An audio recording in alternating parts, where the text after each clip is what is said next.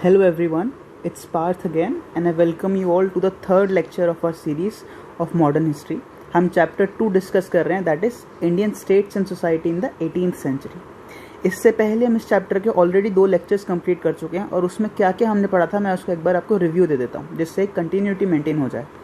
First lecture में हमने discuss किया था कि किस तरह से मुगल एम्पायर के डिक्लाइन के बाद रीजनल स्टेट्स जो हैं वो एमर्ज करती हैं. उन रीजनल स्टेट्स का 4 क्लासिफिकेशन मैंने आपको बताया था. सक्सेशन स्टेट्स थी, रेबेलियन स्टेट्स थी, फिर वो स्टेट्स थी या वो एरियाज थे जो कम्प्लीटली फ्री थे फ्रॉम द मुगल इन्फ्लुएंस. फिर हमने बात करी थी चौथी स्टेट्स जो मोर और लेस इंडिपेंडेंट थी. ठीक है, फिर हम अभी सबसे पहले सक्सेशन स्टेट्स की बात कर रहे थे. सक्सेशन स्टेट स्टार्ट करने से पहले हमने इन सब चारों जो टाइप की स्टेट्स थी उनके अंदर क्या क्या कॉमन कैरेक्टरिस्टिक्स थे वो सब डिस्कस किए थे. ठीक है, इनके अंदर पॉलिटिक्स या इनके जो रूलर्स थे उनके बीच में कॉमन कैरेक्टरिस्टिक्स सब में क्या थे वो सब हमने उसका एक जो एडमिनिस्ट्रेटिव फ्रेमवर्क था, ले डाउन था, वो डिस्कस किया था. फिर मैंने आपको बताया सक्सेशन स्टेट्स के अंदर हम 3 डिस्कस करने वाले हैं. सबसे पहले हम बात करेंगे हैदराबाद की, बंगाल की और अवध की, जिसमें से हम 2 लेक्चर्स के अंदर हैदराबाद और बंगाल को डिस्कस कर चुके हैं और इस लेक्चर में हम अवध के बारे में बात करेंगे. जब हम हैदराबाद की बात कर रहे थे तो मैंने आपको बताया था किस तरह से निज़ामुल मुल्क की एडमिनिस्ट्रेटिव पॉलिसीज़ क्या थी. 1724 में उसने स्टार्ट किया और 48 तक उसने रूल किया. ठीक है, फिर हमने इस हैदराबाद के साथ साथ हमने कार्नेटिक भी डिस्कस कर लिया था इसके साथ. ठीक है, कार्नेटिक में मैंने आपको देखा था कि बताया था कि किस तरह से जिस तरह से हैदराबाद जो है अपने आप को सेपरेट करने की कोशिश कर रहा था दिल्ली से, उसी तरीके से कार्नेटिक अपने आप को सेपरेट करने की कोशिश कर रहा था या इंडिपेंडेंट बनाने की कोशिश कर रहा था फ्रॉम निज़ाम्स कंट्रोल. एक बार हमने जब हैदराबाद डिस्कस कर लिया फिर हम बंगाल पे आए. बंगाल पे हमने बेसिकली 2 लीडर्स के बारे में, 2 रूलर्स के बारे में बात करा. सबसे पहले मुर्शिद कुली खां और दूसरे अलीवर्दी खां के बारे में. इनके बीच में शुजाउद्दीन भी थे बट वो इतने इंपॉर्टेंट नहीं थे, वो हमने डिस्कस नहीं किया. और मैंने आपको बताया था कि अलीवर्दी खां के जो सक्सेसर हैं सिराजुद्दौला, वो हम नेक्स्ट चैप्टर में चैप्टर 3 में डिस्कस करेंगे. मुर्शिद कुली खां के बारे में जब हम बात कर रहे थे तो हमने उसमें एग्रीकल्चरल रिफॉर्म्स की बात करी थी. मैंने आपको तकावी के बारे में बताया था जो एग्रीकल्चरल लोन वो देते थे. ठीक है, फिर हम जब डिस्कस कर रहे थे इसके बारे में हमने इजारा फार्मिंग के बारे में भी बात करी थी. हमने बात करी थी किस तरह से जो बंगाल के नवाब्स थे वो ट्रेड के ऊपर, चाहे वो इंटरनल ट्रेड हो चाहे फॉरेन ट्रेड हो, दोनों को प्रमोट करने की पूरी कोशिश कर रहे थे. और फॉरेन ट्रेड में वो इंडियन मर्चेंट्स को भी और फॉरेन मर्चेंट्स को दोनों को इक्वल अपॉर्चुनिटीज़ दे रहे थे. फिर हमने देखा किस तरह से बंगाल नवाब्स की एक प्रॉब्लम क्या थी कि that they under estimated the power of जो ईस्ट इंडिया कंपनी थी. उनको लग रहा था कि एक मेयर ट्रेडिंग कंपनी है, ट्रेडिंग कॉर्पोरेशन है और ये क्या ही कर लेगी.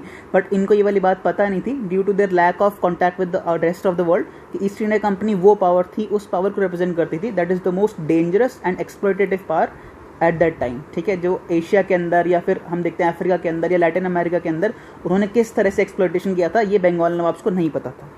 इसके साथ हमने बंगाल भी कंप्लीट कर लिया और आज हम स्टार्ट करने वाले हैं हमारी थर्ड और last succession state that is Awadh. ठीक है, तो जब हम अवध की बात करते हैं तो अवध आपको पता है बेसिकली आज प्रेजेंट डे उत्तर प्रदेश के अंदर लाई करता है. ठीक है, थोड़ा एरिया उत्तर प्रदेश का, थोड़ा बिहार का जो एरिया है वो कंप्राइज करता है उस टाइम का अवध. ठीक है, अवध जो एस्टैब्लिश हुआ था वो बेसिकली ऑलरेडी एग्जिस्ट करता था पहले से, but as an independent state या हम कह सकते हैं मोर और लेस उसको जो सेपरेट करना शुरू किया था वो किया था 1722 में सादत खान ने. ठीक है, जिस तरह से हमने देखा कि निज़ामुल मुल्क जो थे उन्होंने एस्टैब्लिश किया था हैदराबाद को, उसी तरह से हमने देखा कि मुर्शिद कुली खां थे जिन्होंने एस्टैब्लिश किया या पाइनियर किया बंगाल को. सिमिलरली हम देख सकते हैं कि अवध के अंदर जो शुरुआत करी थी उसको एस्टैब्लिश करने की एज ए रीजनल पावर वो किसने करी थी, सादत खां ने करी थी. सादत खां का पूरा नाम था सादत खां बुरहान उल मुल्क. ठीक है, सादत खां बुरहान उल मुल्क जो थे ही वॉज द वन जिसने एस्टैब्लिश किया था अवध को. और जब वो 1722 में अवध के गवर्नर बने थे. ठीक है, वो 1722 में अवध के गवर्नर बने और तभी से उन्होंने कोशिश करनी या स्टार्ट करना शुरू कर दिया अवध को सेपरेट करना फ्रॉम द मुगल अथॉरिटी. मैंने आपको बताया है that he was appointed in 1722 as the governor of Awadh. वो एक्सट्रीमली बोल्ड थे. ठीक है, केपेबल थे, उनकी मिलिट्री स्ट्रैटेजी बहुत अच्छी थी, बहुत डिप्लोमेटिक स्किल्स बहुत अच्छी थी और बहुत इंटेलिजेंट भी थे. ठीक है, he completely succeeded in suppressing the rebellious zamindars who refused to pay the land tax. अब जिस तरह से हमने पहले हैदराबाद की या बंगाल की बात करी थी कि यहाँ पे जो रीजनल रूलर्स थे वो ऑफिशियली रूलर नहीं है अभी भी. ठीक है, उसी तरह से यहाँ पे सादत खां जो हैं वो गवर्नर तो बन गए हैं बट वो रूलर बनने की कोशिश कर रहे हैं, यानी कि यहाँ पे अपने आप को इंडिपेंडेंट रूलर की तरह प्रेजेंट करने की कोशिश कर रहे हैं। बट जब सबको पता है कि इंडिपेंडेंट रूलर जो है दिल्ली के अंदर बैठा है और सादत खान नहीं है, तो इनको एक्स्ट्रा एफर्ट्स करने पड़ेंगे वहाँ के लोकल ज़मींदार्स को जो रिबेल करने की कोशिश कर रहे हैं या जो ऊपर आने की कोशिश कर रहा है, उनको सप्रेस करने के लिए इनको ज़्यादा पावर लगानी पड़ेगी, एक्स्ट्रा एफर्ट्स करने पड़ेंगे, क्योंकि ऑफिशियली ये वहाँ के रूलर नहीं है। तो अपनी प्रेजेंस या अपनी अथॉरिटी को एस्टैब्लिश करने के लिए इनको ज़्यादा कोशिश करनी पड़ेगी, ज़्यादा एफर्ट्स करने पड़ेंगे इनको सप्रेस करने के लिए। और इस काम में सादत खान जो थे वो सक्सेसफुल रहे। He was successful in suppressing these ज़मींदार, जो ये लोकल ज़मींदार थे जो लैंड टैक्स देने से मना कर रहे थे, ठीक है, और वो ऑर्गेनाइज कर रहे थे अपनी खुद की प्राइवेट आर्मीज। अब खुद की प्राइवेट आर्मी एक इंडिपेंडेंट रूलर ही एस्टैब्लिश करता है, तो सादत खान कैसे बर्दाश्त कर सकता था कि उसके स्टेट के अंदर जो छोटे और लोकल ज़मींदार हैं, ऑल्दो ये वही काम कर रहे थे जो सादत खान सेंटर के साथ कर रहा था, ये भी वही कोशिश कर रहे थे कि हम सादत के साथ वही वाला काम करें, बट सादत खान ने ये एक्सेप्ट नहीं किया और उसने सप्रेस कर दिए सारे के सारे रेबेलियस ज़मींदार्स को जो लैंड टैक्स नहीं दे रहे थे या जो अपनी प्राइवेट आर्मीज ऑर्गेनाइज कर रहे थे या फिर जो फोर्ट सिलेक्ट कर रहे थे उसके एरिया के अंदर, ठीक है।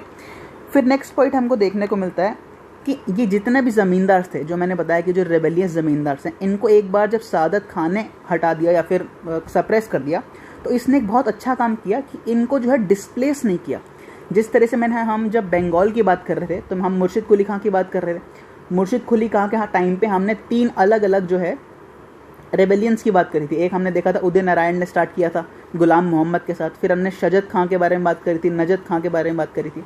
ये तीन स्टार्ट करे थे रेबेलियन, ये तीनों रेबेलियन को सक्सेसफुली एक बार सप्रेस करने के बाद मुर्शिद कुली खान ने जो इनकी ज़मींदारी थी, इन 3 लोगों की जो जिन्होंने रेबेलियन स्टार्ट किया था, उनकी जो ज़मींदारी थी इनसे छीनने के बाद अपने फेवरेट नोबल रामजीवन को दे दी थी। बट यहाँ पे हम अगर देखते हैं कि सादत खां उसने ऐसा नहीं किया। जो भी रेबेलियन करता था, जो ज़मींदार ने एक बार स्टार्ट कर दिया रेबेल करना, उसको एक बार जब सादत खान ने ऑप्रेस कर दिया तो सारी की सारी ज़मींदारी जो उसकी थी उसको वापस कर दी। इंस्टेड ऑफ डिस्पोजिंग हिम और डिस्प्लेसिंग हिम, सारी की सारी जो ज़मींदारी थी उसको वापस कर दी, बट उसको फोर्स किया कि अब से जो है वो रेगुलरली लैंड टैक्स देगा अपने एरिया के ऊपर, ठीक है। तो उसने क्या किया, उनको डिस्प्लेस नहीं किया, उनको वापस एस्टैब्लिश किया, वहाँ पर री एस्टैब्लिश किया उनकी ज़मींदारी स्टेट्स के ऊपर, और उनको फोर्स किया, कंपेल किया कि वो अपनी स्टेट के ऊपर, अपनी ज़मींदारी लैंड के ऊपर अब जो है रेगुलरली टैक्स देंगे, ठीक है। इसके बाद हम देखते हैं कि 1723 के अंदर सादत खान जो है एक नया बिल्कुल completely fresh revenue system establish करता है अपने एरिया के अंदर, ठीक है। वो मुगल पैटर्न्स के ऊपर जो रेवेन्यू सिस्टम था उसको फॉलो ना करते हुए अपना खुद का एक रेवेन्यू सेटलमेंट एस्टैब्लिश करता है, जिसके अंदर वो बेसिकली 3 चीज़ों का ध्यान रखता है। सबसे पहले जो लैंड टैक्स होगा या लैंड रेवेन्यू जो होगा वो इक्विटेबल होगा और प्रोपोर्शनेट बेसिस पे होगा, कि जिसकी जितनी लैंड उसके बेसिस पे हम उसको लैंड टैक्स या उससे रेवेन्यू कलेक्ट करेंगे। और दूसरा, ये जो लैंड रेवेन्यू था ये रीजनेबल टर्म्स पे होगा, ये बहुत ज़्यादा एग्जॉर्बियंट या बहुत ज़्यादा हाई नहीं होगा, रीजनेबल होगा, जितना लाजिब होगा, जितना देने को बनता है उतना ही वो मांगता था। तीसरा हम देखते हैं कि इसका जो रेवेन्यू सेटलमेंट था उसके अंदर स्टेट खुद जो है, यानी कि ये जो खुद रूलर है, ये प्रोटेक्ट करता था जो फार्मर्स थे या जो पेजेंट्स थे फ्रॉम द ज़मींदार्स ऑपरेशन। ज़मींदार जो था उसके पास ड्यूटी थी कि वो कलेक्ट करेगा फार्मर से सारा tax, but unlike other states, अगर हम मुगल स्टेट के अंदर देखें वहाँ पे नोबल्स जो थे वो ज़मींदार के साथ मिल के ऑपरेस करते थे फार्मर को, बट यहाँ पे इन जनरल ऐसा नहीं था। यहाँ पे सादत खान खुद पर्सनली चेक करता था या स्टेट खुद चेक करता था कि ज़मींदार जो है वो ज़्यादा ऑपरेस ना करे पेजेंट को या फार्मर को, ठीक है। अगर हम बात करें इसकी आर्मी की, तो इसकी आर्मी जो थी it was well paid, it was well armed, it was well disciplined. ये सारी चीज़ें हम मुर्शिद कुली खां की आर्मी के साथ नहीं देखते या बंगाल आर्मी के साथ नहीं देखते, जो हम डिस्कस करा था हमने पहले कि मुर्शिद कुली खां ने और जो ऑल बंगाल नवाब्स थे उन सब ने जो है अपनी आर्मी को थोड़ा थोड़ा निगलेक्ट करना शुरू कर दिया था। हमने देखा था उसकी कैवलरी 4000 की थी, जो उसकी इन्फेंट्री थी वो बस 2000 की थी। इतना ज़्यादा फ्लरिशिंग स्टेट अगर इतना निगलेक्ट करेगा अपनी आर्मी को तो उसके जो कॉन्सिक्वेंसेज होंगे वो हार्मफुल होंगे। बट अवध ने जो है अपनी आर्मी को कम्प्लीटली संभाल के रखा। जो सादत खान था स्पेशली उसकी आर्मी वेल पेड थी, वेल ट्रेंड थी और वेल आर्म्ड भी थी, ठीक है। दूसरा हम देखते हैं कि इसकी जो अप्रोच थी वो सेक्युलर थी टुवर्ड्स हिंदूज। जिस तरह से हमने और 2 स्टेट्स की बात करी थी, जब मैंने हैदराबाद की बात करी और जब मैंने बंगाल की बात करी थी, तो मैंने आपको बताया दोनों रूलर्स जो थे या जितने भी जो यहाँ पे नवाब थे, चाहे हम निज़ामुल मुल्क की बात करें, चाहे यहाँ पे हम अलीवर्दी खां की बात करें या फिर मुर्शिद कुली खां की बात करें, इन तीनों रूलर्स की तरह यहाँ पे सादत खां की अप्रोच जो थी हिंदूज़ के टुवर्ड्स वो भी सेक्युलर थी, क्योंकि यहाँ पे जितने भी ऑफिस थे या फिर एडमिनिस्ट्रेटिव पोस्ट थी they were open to Hindu as well. Hindus के लिए और मुस्लिम्स के लिए डिस्क्रिमिनेशन नहीं होता था on the basis of religion in terms of these post, चाहे वो एडमिनिस्ट्रेटिव पोस्ट हो, चाहे मिलिट्री पोस्ट हो, चाहे कोई और कमांडर की पोस्ट हो, ठीक है। फिर हम देखते हैं कि जब ये कर्व करता था जितने भी ज़मींदार को जो रिबेल करते थे, वहाँ पे भी ये डिस्क्रिमिनेट नहीं करता था on the basis of religion, ठीक है। वहाँ पे भी अगर हिंदू कोई रिबेल कर रहा है, चाहे कोई मुस्लिम रिबेल कर रहा है, तो उनको इक्वली सप्रेस या कर्व किया जाता था। फिर हम देखते हैं कि अगर इसने अपना फ्रेश रेवेन्यू सेटलमेंट तो स्टार्ट कर दिया, बट इसने अभी भी जो है जागीरदारी पैटर्न के ऊपर उसको प्लेस किया था। ऑल्दो इसका रेवेन्यू सेटलमेंट जो था वो बिल्कुल फ्रेश था, इसने उसको मुगल पैटर्न पे नहीं चलाया था, बट इसने जागीरदारी सिस्टम जो था, जो मुगल्स ने अडॉप्ट किया था, उसी को इसने आगे फॉलो किया। फाइनली हम देखते हैं कि 1739 के अंदर सादत खां की डेथ हो जाती है। सादत खां कम्स टू एन एंड, और इसका जो नेफ्यू होता है, ठीक है, इसका जो नेफ्यू होता है जिसका नाम होता है सफदरजंग, ठीक है। सफदरजंग ये वही है जिसके बेसिस पे, जिसके नाम पे जो दिल्ली के अंदर सफदरजंग हॉस्पिटल है, he is the same guy. तो उसका जो नेफ्यू होता है सफदरजंग, उसको ये नेक्स्ट पोस्ट दे देता है, अपना सक्सेसर बना देता है। और 1739 में मरने से पहले he makes Awadh virtually independent and hereditary, यानी कि जो सफदरजंग को इसने नेक्स्ट सक्सेसर बनाया, ये दिल्ली में राजा से पूछ के नहीं बनाया, क्योंकि ये एक तरह से अभी भी हम देखते हैं ऑफिशियली तो गवर्नर ही एक स्टेट का, और इसके बाद जिसको गवर्नर बनाना है वो राजा खुद डिसाइड करेगा। बट मरने तक, यानी कि हमने देखा था कि 1722 में ये गवर्नर बना और 1739 तक इसने रूल किया, तो लगभग 17 साल इसने रूल किया।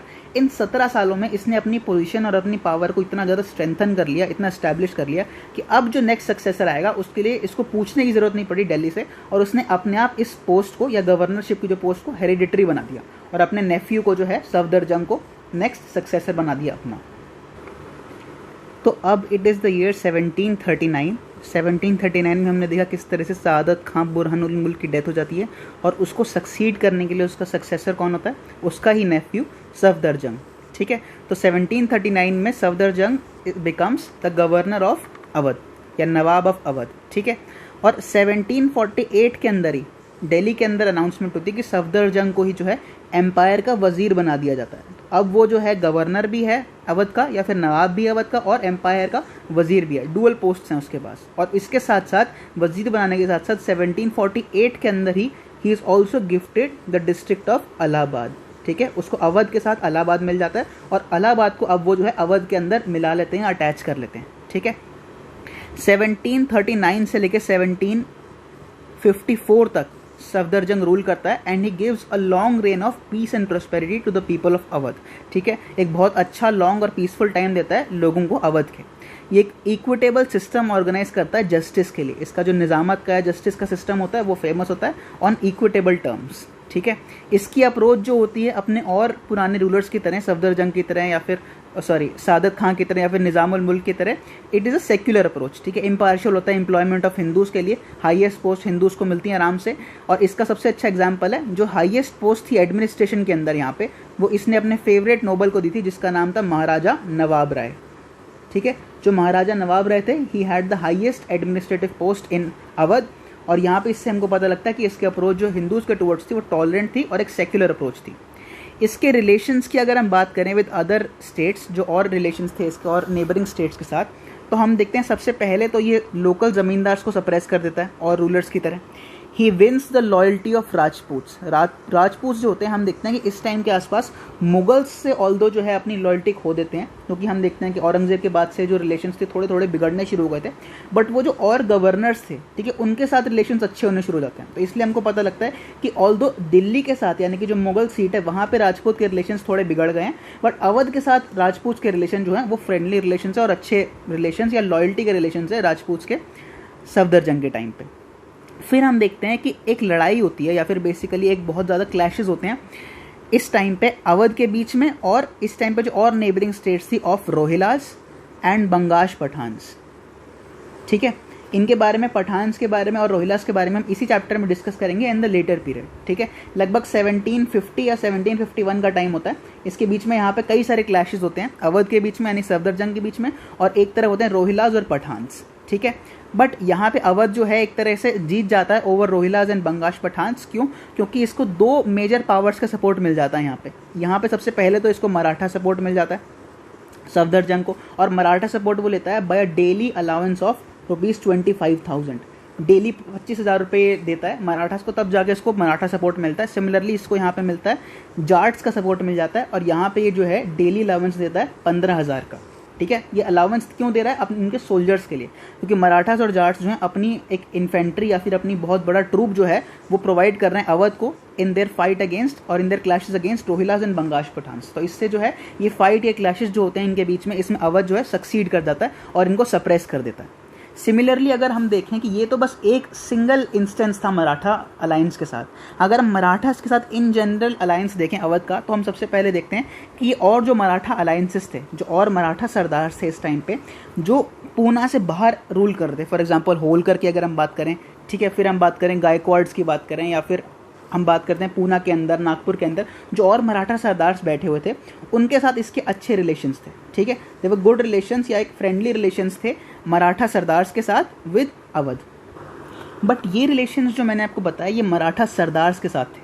मराठा सरदार्स अलग थे, और जो पेशवा बीच में वहाँ बैठता था पूना के अंदर या सतारा के अंदर जो सीट थी पेशवा की, वहाँ पे जो पेशवा बैठता था उसके साथ रिलेशन जो थे वो इस टाइम पे थोड़े जो है बिगड़ने शुरू हो गए थे। उसका एक अच्छा एग्जाम्पल ये था कि सफदरजंग ने और पेशवा जो उस टाइम पे था उनके बीच में जो थे एक अलायंस होने की कोशिश करी, एक अग्रीमेंट पेश करने की कोशिश करी अवध ने। उस अग्रीमेंट के अंदर क्या था कि पेशवा जो है वो हेल्प करेगा मुगल्स को अगेंस्ट अहमद शाह अब्दाली। ठीक है, अहमद शाह अब्दाली अगर कोई इन्वेड करता है तो मुगल्स के अगेंस्ट, मुगल्स को प्रोटेक्ट करेगा ये पेशवा अगेंस्ट अहमद शाह अब्दाली। बट ये ट्रीटी जो होती है, इस ट्रीटी के अंदर रिजल्ट में पेशवा क्या मांगता है कि हमको सबसे पहले एक तो 50 लाख रुपए दे दो। ठीक है, एक तो वॉर के लिए हमको सबसे पहले 50 लाख रुपए दे दो, दूसरी बात हमको पंजाब का, सिंध का और उसके आसपास जो और प्रोविंसेस हैं उनका चौथ प्रोवाइड कर दो। ऑलरेडी यहाँ पे इनको इस टाइम पे जो है मराठास को डेक्कन के अंदर चौथ और सरदेशमुखी दोनों मिल चुका है। हमने डिस्कस किया था किस तरह से, जब हम बहादुर शाह की बात कर रहे थे और जुल्फिकार खान की बात कर रहे थे, कि बहादुर शाह ने सरदेशमुखी तो दे दिया था बट चौथ नहीं दिया था। बट उसके बाद जब जुल्फिकार खान आया था तो जुल्फिकार खान ने डेक्कन के अंदर मराठास को चौथ भी दे दिया और सरदेशमुखी भी दे दिया था। अब मराठास की डिमांड और बढ़नी शुरू हो गई, तभी पेशवा ने बोला सबसे पहले अगर हम आपकी हेल्प करें, सबसे पहले हमको 50 लाख रुपए दो, दूसरा हमको पंजाब का, सिंध का, जो इस समय मराठा रूल से या मराठा एम्पायर से बहुत दूर है, और उसके आसपास की जो नेबरिंग प्रोविंसेस है उनकी चौथ दे दो, और मुझे जो है अजमेर और आगरा का भी गवर्नर बना दो। तो इतनी सारी डिमांड्स करी पेशवा ने कि ये अग्रीमेंट हो ही नहीं पाया। This whole agreement was cancelled because of the high demands of Peshwa. बल्कि इसके अगेंस्ट क्या हुआ, इसकी जगह क्या हुआ कि पेशवा ने जो है वो सपोर्ट करना शुरू कर दिया सफदरजंग के एनिमीज़ को, जो और लड़ाइयाँ होती हैं, यानी सफदरजंग जो और लड़ाइयाँ लड़ रहा था उसके अगेंस्ट जो है। सबसे पहले हमने मराठा सपोर्ट की बात तो कर ली थी, जो यहाँ पे हमने देखा था कि मराठा सपोर्ट यहाँ पे तो मिल गया था, ये बस उसके लिए था कि 1750 और 51 के अंदर रोहिलास के साथ जो लड़ाई थी। इन जनरल हमको बाद में देखने को मिलता है कि पेशवा ने जो है अपना सपोर्ट देना छोड़ दिया था सफदरजंग को, और instead he joined hands with Safdarjung के एनिमीज़ के साथ। और इन एनिमीज़ ने क्या किया था, they promised Peshwa the governorship of Awadh and Agra. Awadh और आगरा की जो है हमने आपको अभी बताया गवर्नरशिप इनसे मांग रहा था, बट यहाँ पे तो मना हो गया, ये अग्रीमेंट फेल हो गया, इसलिए पेशवा चला गया एनिमीज़ के साथ और उनके साथ हैंड ज्वाइन कर लिए। ऑल्दो जो यहाँ पे लड़ाई हुई वो एक स्टैंड स्टिल पे आ गई थी और देयर वाज नो कंक्लूजन। इसके साथ हम जो है सफदरजंग को भी कंप्लीट करते हैं। एक इंपॉर्टेंट एक छोटा सा टॉपिक जो हम यहाँ देखते हैं वो ये है the emergence of Lucknow culture. ठीक है, इस टाइम पे हम देखते हैं कि जब अवध जो है धीरे धीरे ग्रो कर रहा है पावर के अंदर, इकोनॉमिकली भी ग्रो कर रहा है, एडमिनिस्ट्रेटिवली भी ग्रो कर रहा है, वहाँ पे लॉन्ग रेन उनको मिला है पीस का, प्रोस्पेरिटी का। तो इसके साथ साथ हम देखते हैं कि लखनऊ जो है वो 1775 के बाद से अवध की सीट बन जाता है या कैपिटल बन जाता है। ठीक है, 1775 के बाद से जो अवध की सीट होती है या फिर जो सेंटर होता है, कैपिटल होती है, वो कौन बन जाता है, लखनऊ बन जाता है। ठीक है, it becomes the seat of Awadh Nawabs after 1775। Lucknow और क्या करता है, it rivals Delhi in patronage of arts and culture, यानी कि दिल्ली को टक्कर देना शुरू कर देता है आर्ट्स और कल्चर के अंदर। पहले जो था मुगल कोर्ट दिल्ली अंदर था, तो दिल्ली सीट थी, तो सारा का सारा जितने भी हैंडीक्राफ्ट्स होता था या बेसिकली जितने भी जो एमर्जिंग आर्टिसंस होते थे या मर्चेंट्स होते थे वो सब दिल्ली के अंदर थे। अब लखनऊ की ग्रोथ के साथ साथ इसने दिल्ली को टक्कर देना शुरू कर दिया in arts and commerce and other cultures. ठीक है, एक बहुत ही इंपॉर्टेंट हैंडीक्राफ्ट सेंटर बन जाता है लखनऊ। ठीक है, ये हमको देखने को मिलता है।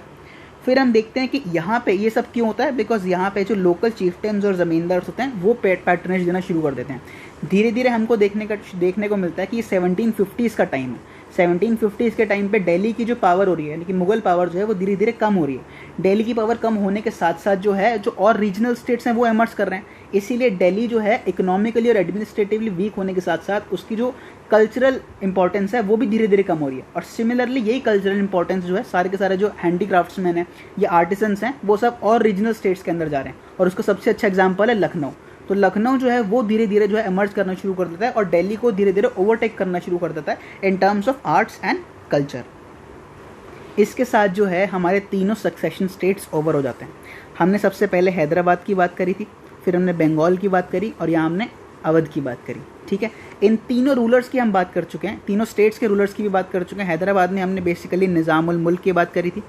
बंगाल में हमने 3 लोगों की बात करी थी, सबसे पहले मुर्शिद कुली खां, फिर हमने देखी थी शुजाउद्दीन की बात करी थी और तीसरा हमने बात करी थी अली वर्दी खां की। अवध की अगर हम बात करें तो हमने 2 रूलर्स की बात करी। सबसे पहले हमने डिस्कस किया था सादत खां को, फिर हमने डिस्कस किया सफदरजंग को। अब इन सब रूलर्स के अंदर 1-2 कॉमन चीज़ें थी, वो ये थी कि इन सब के अंदर जो पर्सनल लेवल पे जो लेवल ऑफ मोरालिटी था वो बहुत हाई था। यानी कि हमने पिछले चैप्टर में डिस्कस किया था कि इन जनरल जो नोबिलिटी थी वो डिटीरियोरेट कर रही थी, है ना, वो धीरे धीरे रूइन कर रही थी, डीके कर रही थी, हमने फर्स्ट चैप्टर में डिस्कस किया। बट अगर हम देखें कि इनकी लाइफ्स के बारे में, when we look at the lives of these rulers, the rulers of these regional states, तो ये प्रूव करती है कि सारे के सारे नोबल्स जो थे वो डिटीरियोरेट नहीं कर रहे थे। कुछ नोबल्स ऐसे भी थे who lived bye levels of high personal morality, चाहे जिसमें हम निज़ामुल मुल्क की बात करें, मुर्शिद कुली खां की बात करें, सादत खां की बात करें, सफदरजंग की बात करें, they were all man of high personal morality. चाहे ये दूसरी चीज़ों में यार अपनी पॉलिटिकल डीलिंग्स के अंदर, इकोनॉमिक डीलिंग्स के अंदर, वहाँ पे चाहे फ्रॉड या ट्रेचरी करें, वहाँ पे चाहे सेल्फिश हों या कुछ भी करें, बट अपने पर्सनल लेवल पे they were free of all the vices. ठीक है, ये बिल्कुल भी अय्याशी नहीं करते थे, they were free of all the luxury loving lifes. जो हम इमेजिन करते हैं नोबिलिटी उस टाइम पे सारी की सारी अय्याश हो गई थी या फिर ख़राब हो गई थी, ऐसा नहीं था। ऑल्दो ये वाली बात सही है कि वो फ्रॉड और ट्रेचरी करते थे in fields of, in terms of their political and economic dealings, जो और वो बाहर स्टेट का एडमिनिस्ट्रेशन काम कर रहे थे उसमें ख़राब कर रहे थे या जो भी काम कर रहे थे। बट उनकी जो लाइव्स, अगर हम पर्सनल लाइव्स देखें, they led very simple and austere lives, they were completely free of all the vices. ठीक है, इनकी जो लाइव्स हैं, they give lie to the belief that all the nobles of 18th century were corrupt and selfish. ठीक है, कि जितने भी सारे और नोबल्स जो थे वो करप्ट थे और वो जीते थे एक्स्ट्रावेगेंट लग्जूरियस लाइफ्स। ये इस वाली बात को जो है काटती है अगर हम देखें इनकी लाइफ्स, इन रीजनल स्टेट्स के रूलर्स की लाइफ। ठीक है, तो इसके साथ हमने जो है तीनों सक्सेशन स्टेट्स को डिस्कस कर लिया है और यहाँ पे हम कंप्लीट करते हैं हमारा सक्सेशन स्टेट्स के तीनों एक्सप्लेनेशंस। इसके बाद जो अब हम डिस्कस करने वाले हैं, हम बात करेंगे और जो एम्पायर के अंदर और रीजनल पावर्स या प्रोविंसेस थी। ठीक है, इसके साथ हमारी कौन कौन सी रीजनल स्टेट्स अब बची हुई हैं। सबसे पहले हमारी रेबेलियन स्टेट्स बची हुई हैं, जो रेबेलियन की वजह से या रिवोल्ट्स की वजह से ऊपर आई हैं, जिसके अंदर हमने 6 को डिस्कस करना है। ठीक है, हम उसके अंदर जो है पठान्स के बारे में बात करेंगे या फिर जाट्स के बारे में बात करेंगे। उसके अलावा कई सारे इंडिपेंडेंट स्टेट्स भी थी, वो भी हमको डिस्कस करनी है। मैसूर के बारे में बात करना है, ठीक है, राजपूत के बारे में बात करना है और मराठास के बारे में बात करना है। ये सब हम यहाँ से डिस्कस करना स्टार्ट करते हैं। सबसे पहले हम बात करना स्टार्ट करते हैं मैसूर के बारे में। ठीक है, मैसूर की जब हम बात करते हैं तो मैसूर के अंदर हम 2 रूलर्स को, 2 नवाब्स को डिटेल में डिस्कस करेंगे। सबसे पहले हम बात करेंगे हैदर अली की और उसके बाद probably the best ruler of 18th century, इसकी हम बात करेंगे टीपू सुल्तान। ठीक है, ये बहुत ज़्यादा कंट्रोवर्शियल है इसलिए, और इसको आप सब्जेक्टिव तरीके से देखिएगा, इसमें फैक्ट से ज़्यादा ओपिनियंस हम डिस्कस करेंगे जब हम टीपू सुल्तान के बारे में बात करेंगे। Now we start officially with the next regional state, that is Mysore. जब हम मैसूर की बात करते हैं तो सबसे पहले हमको पता होना चाहिए कि इससे पहले इसकी हिस्ट्री क्या थी। हम बात करते हैं 1565 ईयर की। ये वो ईयर है जब मीडिएवल टाइम्स का सदर्न इंडिया में सबसे स्ट्रॉन्गेस्ट एम्पायर, जो विजयनगर एम्पायर था, वो ख़त्म हो जाता है या वो एक्सटिंग्विश हो जाता है। तो Vijayanagar empire comes to an end in 1565 और उसकी जगह से, यानी कि वहाँ से स्टार्ट होता है मैसूर का धीरे धीरे फ्लरिश होना या उसको एस्टैब्लिश करना। और हम कह सकते हैं कि 1565 के बाद से ही मैसूर जो है धीरे धीरे it becomes independent of the Mughal empire. धीरे धीरे वो जो है नॉमिनली बस मुगल एम्पायर का पार्ट होता है, बस कहने के लिए, अदरवाइज वो एक तरह से इंडिपेंडेंट स्टेट की तरह ही काम करता है। अगर हम जंप करते हैं डायरेक्टली अर्ली 18th सेंचुरी के अंदर, अभी हम यहाँ से 1565 से लेकर अर्ली 18th सेंचुरी में क्या हुआ था मैसूर के अंदर और विजयनगर एम्पायर में, वो हम मीडिएवल हिस्ट्री में डिस्कस करेंगे।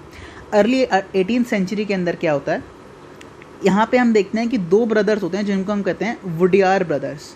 तो ये वुडियार ब्रदर्स के अंदर 2 भाई होते हैं, जिनमें होते हैं सबसे पहले Nanjaraj and the second was Devraj.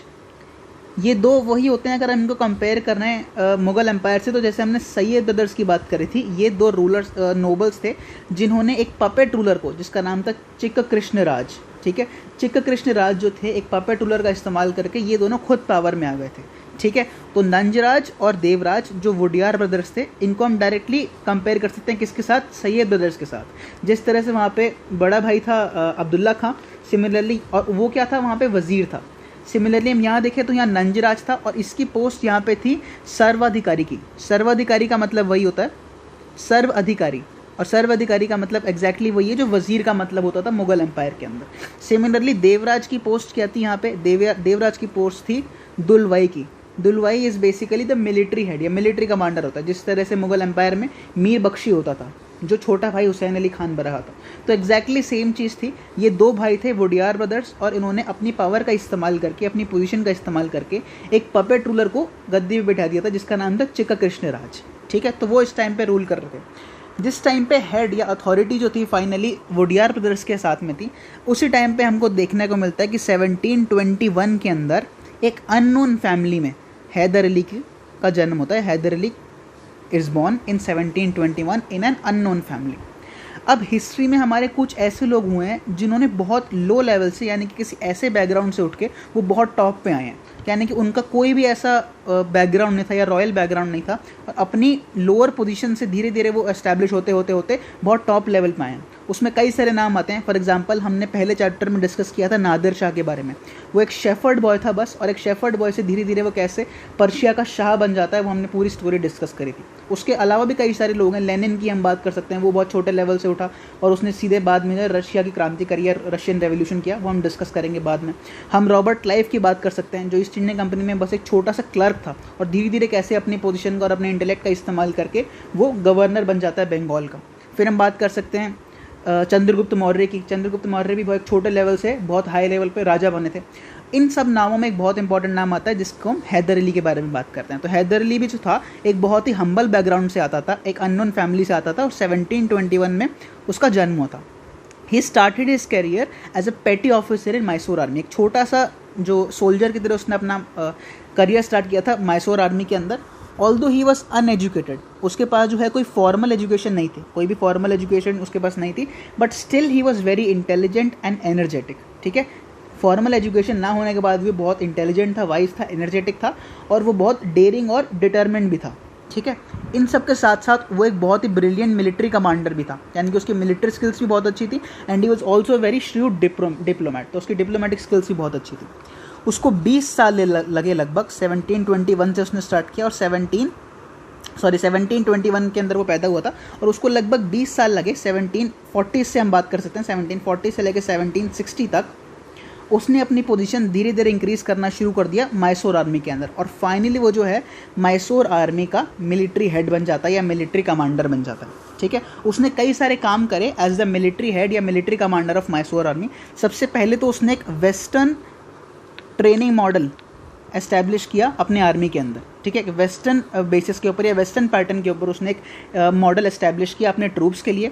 दूसरा हम देखते हैं कि 1755 के अंदर, 1755 में ही एस्टैब्लिशेस अ मॉडर्न आर्सेनल। वो एक मॉडर्न आर्सेनल एस्टैब्लिश करता है डिंडीगल के अंदर। एक जगह है मैसूर के अंदर जिसका नाम है डिंडीगल। वहाँ पे उसका एक ट्रूप होता है जो मॉडर्न आर्सेनल के ऊपर बेस्ड होता है, जहाँ पे वो हेल्प लेता है फ्रेंच एक्सपर्ट्स की, क्योंकि इस टाइम पे हम देखते हैं 1755 का टाइम है। यहाँ पे ईस्ट इंडिया कंपनी, यूरोपियंस हैं, डच हैं, पोर्चुगीज़ हैं, और फ्रेंच भी जो है अपनी पोजीशन एस्टैब्लिश कर चुके हैं साउथ इंडिया के अंदर। तो फ्रेंच एक्सपर्ट्स का सहारा लेके वो 1755 में डिंडीगल के अंदर एक मॉडर्न आर्सेनल एस्टैब्लिश करता है। फाइनली हम देखते हैं कि 1761 के अंदर, मैंने बताया था कि लगभग 1740 में वो स्टार्ट करता है एक छोटे से ऑफिसर की तरह, एक छोटे से मिलिट्री सोल्जर की तरह, और 20 साल के अंदर 1761 में वो इतना पावरफुल बन जाता है मिलिट्री का अपना इस्तेमाल करके। ही ओवरथ्रोज नंजराज। नंजराज मैंने बताया था जो बड़ा भाई था, ठीक है, जो हेड था या वजीर था, जिसको हम यहाँ पर सर्वाधिकारी बोलते हैं। तो सर्वाधिकारी नंजराज जो था, जो मेन जिसके पास सारी पावर थी, उसको ओवरथ्रो करता है हैदर अली, और खुद जो है मैसूर का किंग बन जाता है। ये स्टोरी कुछ ना कुछ सिमिलर आपको लग रही है। किस तरह से जब हमने नादिर शाह की बात करी थी, वो क्या करता है, धीरे धीरे राइज करता है, मिलिट्री कमांडर बनता है, फिर फाइनली तहम साहब को जो है ओवरथ्रो कर देता है 1736 में। सिमिलरली यहाँ पे भी हमने देखा हैदर अली भी ये वाले काम करता है, धीरे धीरे एक छोटे लेवल से स्टार्ट करता है। सबसे पहले मिलिट्री कमांडर बनता है, मिलिट्री कमांडर बनने के बाद जो राजा होता है अपनी मिलिट्री पावर का इस्तेमाल करके राजा को मार देता है और खुद जो है वहाँ का शाह या किंग या रूलर बन जाता है। अब हम बात करते हैं Hyder Ali as the king himself. Hyder Ali जो है एक राजा वो बन चुका है, मैसूर का हेड है। अब वो क्या क्या काम करता है वो हम डिस्कस करते हैं। सबसे पहला काम जो उसने किया, he had full control over the rebellious poligars. ये पॉलीगार्स क्या थे? पॉलीगार्स हम कह सकते हैं साउथ इंडिया में जो वॉरियर चीफटेन्स होते थे या ज़मींदार्स होते थे। जैसे हमने नॉर्थ इंडिया के अंदर रेबेलियस ज़मींदार्स की बात या चीफटेन्स की बात करी थी, उन्हीं को यहाँ साउथ इंडिया में पॉलीगार्स बोलते थे। तो ये वॉरियर चीफटेन्स या जो मिलिट्री जिनके पास थोड़ी थोड़ी पावर आनी शुरू हो गई थी, ये रेबेल करना शुरू कर दिया था और इनके ऊपर कंप्लीट सप्रेशन या फुल कंट्रोल रखा हैदर अली ने। हैदर अली की अगर हम बात करें तो इसने जो एक ओरिजिनल मैसूर का एम्पायर था उसके अंदर 5 अलग डिस्ट्रिक्ट्स या 5 नए एम्पायर या और 5 अलग अलग एरियाज ऐड करे अपने टाइम पीरियड के अंदर, ठीक है। तो वो 5 एरियाज क्या क्या थे? सबसे पहले इसने जो अपने आसपास का एरिया था बिदनूर, वो अपने एरिया के अंदर मैसूर के अंदर ऐड किया। फिर इसने ऐड किया सेरा, ठीक है। थर्ड इसने ऐड किया सुंडा। ये जो सारी पावर्स हैं इनके बारे में डिटेल में डिस्कस करने की जरूरत नहीं है, बस आप ये नाम याद रखेंगे तो it will be more than enough. Fourth power थी कनारा और जो फिफ्थ पावर थी वो या फिफ्थ जगह थी वो था मालाबार। अब ये 4 जगह जो पहली 4 जगह थी ये इसने ऑक्यूपाई करी थी फॉर इकोनॉमिक रीजंस या फिर फॉर मिलिट्री रीजंस की वजह से, अपने टेरिटोरियल एक्सपेंशन बढ़ाने की वजह से। मालाबार को इसने ऑक्यूपाई किया था to have access to Indian ocean, ठीक है, जिससे वो ट्रेड या अपना नेवी या सी का ट्रेड जो है अपनी नेवल आर्मी को स्ट्रॉन्ग कर सके और अपना सी ट्रेड को एस्टैब्लिश कर सके। क्योंकि यहाँ पे इस टाइम पे उसको ये वाली बात समझ आ गई थी कि ईस्ट इंडिया कंपनी जो है, चाहे वो फ्रेंच ईस्ट इंडिया कंपनी हो, इंग्लिश ईस्ट इंडिया कंपनी हो, वो अपने आप को एस्टैब्लिश क्यों कर पा रही है और देशों के अंदर, क्योंकि उनकी जो नेवल पावर है या जो उनकी सी के अंदर जो उनकी सुपीरियरिटी है वो उनको ज़्यादा पावरफुल बनाते हैं। तो इसको ये वाली बात समझ आ गई थी कि मुझे अपनी लैंड पावर के साथ साथ, ऑलरेडी मिलिट्री कमांडर था 20 साल से, तो इसने लैंड के ऊपर अपने नया आर्सनल एस्टैब्लिश कर दिया था, मॉडर्न बेसिस पे इसने कर दिया था फ्रेंच का इस्तेमाल करके।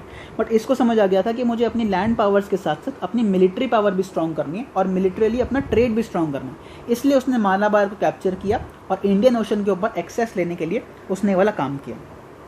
फिर हम बात कर सकते हैं कि हैदर अली ने जो है इंड्यूस करा मुगल एडमिनिस्ट्रेशन को और इंट्रोड्यूस किया the same revenue system in his dominions. जो मुगल एडमिनिस्ट्रेशन या मुगल पैटर्न के ऊपर, सेम जागीरदारी सिस्टम के ऊपर और सेम रेवेन्यू पैटर्न, इसने भी रेवेन्यू सिस्टम कॉपी किया जो मुगल आर्मी के अंदर या मुगल एडमिनिस्ट्रेशन के अंदर फॉलो हो रहा था। फिर अगर हम इसकी रिलीजियस पॉलिसी की बात करें तो ये बहुत ज़्यादा डिबेटेबल है। यहाँ पे हम कह सकते हैं एक स्कूल ऑफ थॉट ये कहता है कि वो एक रिलीजियसली फैनेटिक था, हिंदूज के अगेंस्ट बहुत उसने काम किया, टेम्पल डिस्ट्रक्शन किया। दूसरा स्कूल ऑफ थॉट कहता है कि वो जो है बहुत ज़्यादा रिलीजियसली टॉलरेंट था, उसके कई सारे उसके दीवान जो था और उसके कई सारे ऑफिसर जो थे वो हिंदूज भी थे। तो इसके ऊपर ज़्यादा डिबेट ना करते हुए हम कह सकते हैं ये बहुत ही ओपिनियनेटेड है और सब्जेक्टिव बेस्ड है, ठीक है। कि वो हम कह सकते हैं, कुछ लोग कहते हैं कि वो रिलीजियसली फैनेटिक था या ऑर्थोडॉक्स था, या कुछ कहते हैं वो टॉलरेंट था। इसके ऊपर हम आगे डिस्कस नहीं करेंगे ज़्यादा। इसकी कई सारी कांस्टेंट लड़ाइयाँ होती रही, that their constant wars with Marathas, Nizam as well as British, ठीक है। कई सारी लड़ाई लड़ रहा था मराठास के साथ क्योंकि उसको अपना एम्पायर सेव करना था, क्योंकि Mysore was also a flourishing empire in those times, धीरे धीरे फ्लरिश कर रहा था और आसपास की नेबरिंग स्टेट्स थी। इसके ऊपर टॉप पे हम देखते हैं यहाँ हैदराबाद था, इधर अगर हम देखें तो मराठास थे और इस टाइम ये पूरे कोस्ट के ऊपर जो है ब्रिटिश ने अपने आप को एस्टैब्लिश किया हुआ था। तो इन तीनों पावर्स से अपने आप, अपने रीजन को, अपने डोमिनियंस को बचाने के लिए ये कॉन्स्टेंटली उनसे लड़ाई करता रहता था। फाइनली हम देखते हैं लगभग 1769 का टाइम होता है जब फर्स्ट एंग्लो मैसूर वॉर होती है। एंग्लो मैसूर वॉर्स को हम डिटेल में 3rd चैप्टर में डिस्कस करेंगे जब हम यूरोपियन पेनिट्रेशन की बात कर रहे होंगे। अभी मैं आपको बस थोड़ा सा बताता हूँ कि फर्स्ट एंग्लो मैसूर वॉर जो होती है 1769 में, इसमें ये एक तरह से हम कह सकते हैं कि ब्रिटिश को हरा देता है और एक ट्रीटी साइन करवा देता है ऑन हिज ओन टर्म्स, जिसमें हम कह सकते हैं कि ब्रिटिश ने जो है कॉम्प्रोमाइज़ करा on the terms of Hyder Ali. 1769 में he repeatedly defeats the British army. फिर हम कहते हैं कि 1782 के अंदर सेकेंड एंग्लो मैसूर वॉर होती है। उसके अंदर जो है ब्रिटिश इसको हरा देते हैं और इसकी डेथ हो जाती है। He dies in second Anglo Mysore war and he succeeded by his son Tipu Sultan, ठीक है। फाइनली 1782 के अंदर जब इसकी डेथ हो जाती है, सेकेंड एंग्लो मैसूर वॉर खत्म हो जाता है, तो टीपू सुल्तान जो है वो गद्दी पे बैठ जाता है और वो थ्रोन पे बैठ के मैसूर का राजा बन जाता है। इस लेक्चर में आज हम इतना ही डिस्कस करेंगे, और जो हमको आगे हम नेक्स्ट लेक्चर में कंटिन्यू करेंगे टीपू सुल्तान के बारे में और मैसूर को ही कंटिन्यू करेंगे। उसके बाद हम केरला की बात करेंगे और राजपूत की बात करेंगे नेक्स्ट सब्सिक्वेंट लेक्चर में, ठीक है। I hope you like the lecture, and if you did then give it thumbs up and subscribe to the channel. Till then keep working hard, have a nice day.